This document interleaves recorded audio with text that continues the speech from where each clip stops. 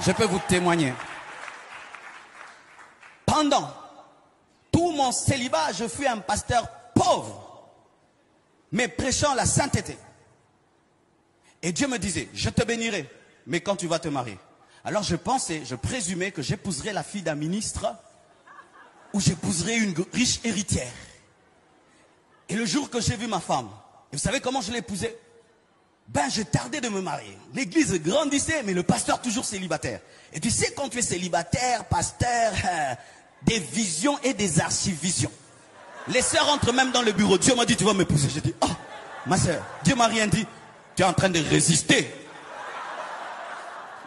Les gens m'arrachaient dans les prières. Ils me coupaient dans les prières. Tout le temps des cadeaux. Ah, les cadeaux, ils ont diminué. Hein. Blanche, tu as diminué les cadeaux. Alléluia. Et alors j'ai prié Dieu, j'ai prié. C'était dur. C'est parmi les périodes les plus difficiles de ma vie. Et un jour, un ami me dit, Marcelo, Dieu me dit de te dire de décrire ta femme. Je dis, quoi? De décrire ta femme. Vous savez, il y avait une doctrine qu'on disait que Dieu ne donne plus les femmes. C'est-à-dire, Dieu t'impose une femme. Qu'elle soit laide, qu'elle soit belle, tu la prends parce que Dieu, comme si Dieu va vivre avec elle, il va lui donner des bisous à ta place.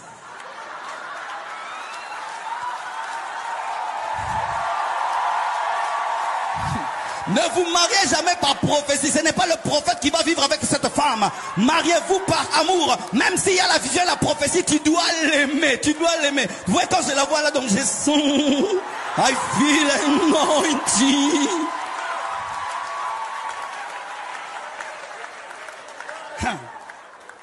Alors, j'ai prié. Il me dit, Dieu me dit que tu décrives ta femme. Alors j'ai décrit, j'ai dit ça va. Comme je suis court, il ne faut pas que les enfants soient courts. Que Dieu me donne une femme qui soit grande. Comme ça, les enfants profitent même de sa longueur. Que Dieu me donne une femme comme ça. J'ai décrit.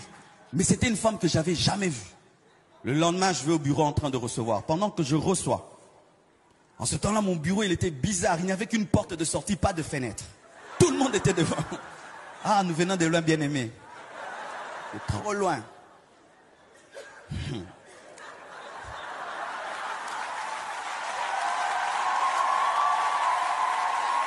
Et pendant que je reçois, alors je pouvais voir ce qui se passait dehors. Il y avait une grande porte et je pouvais des fois voir ce qui se passait dehors.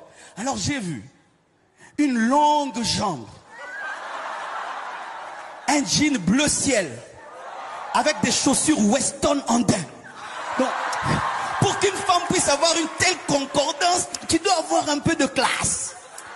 Alors je recevais, mais je voyais toujours le Weston là, mais je ne vois pas le corps. Alors je reçois 1 heure, 2 heures. Normalement, il fallait qu'elle entre. J'ai dit non. Alors il y avait des sœurs à l'église qui jouaient au numéro 5. Quand il remarquait seulement une sœur intéressante, il la chassait. Comme un ballon. Alors j'ai appelé la secrétaire, j'ai pris autorité. J'ai dit, ma sœur, des fois il faut prendre autorité. Hein, il faut prendre autorité. Quand tu sens que c'est en train... Si tu es en train de dire, prends autorité. Ah, qu'est-ce qu'il y a? Alors j'ai dit, ma sœur, il y a une sœur là qui est dehors. Pourquoi elle n'entre pas? Oh non, il y a longtemps qu'elle a duré. Vous la faites entrer. Quand elle entre, j'étais en train de se dire, mais c'est elle. C'est comme madame, voici cette fois-ci l'os de mes os, la chair de ma chair. Je dis,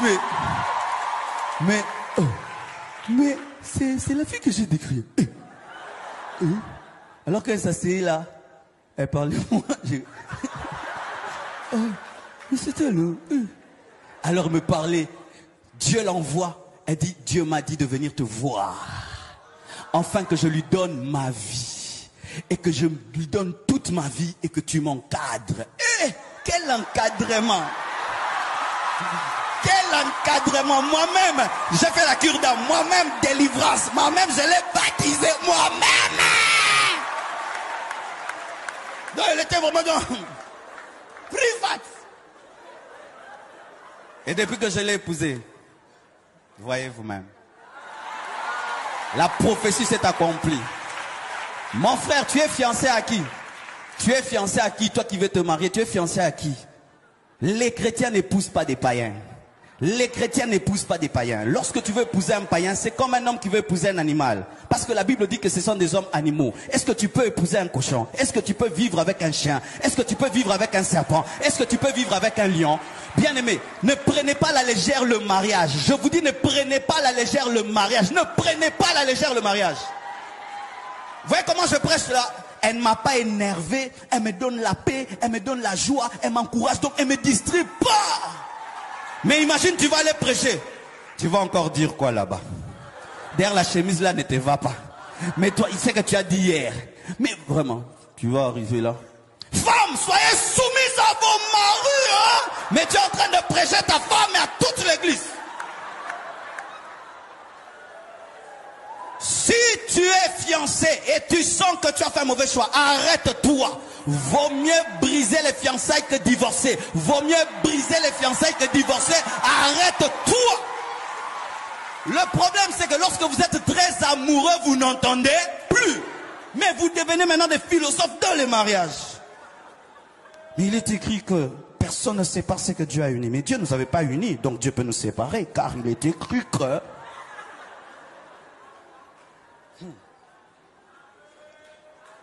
Si tu as trouvé la femme de ta destinée, l'homme de ta destinée, prends-en soin. Le problème des fois c'est quoi? Lorsque tu as une bonne personne, tu ignores sa valeur.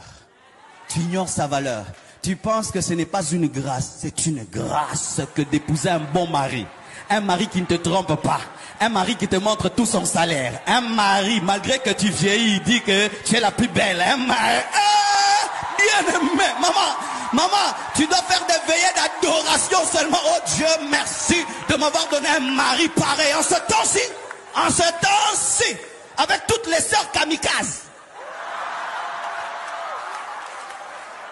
Tu as une femme soumise.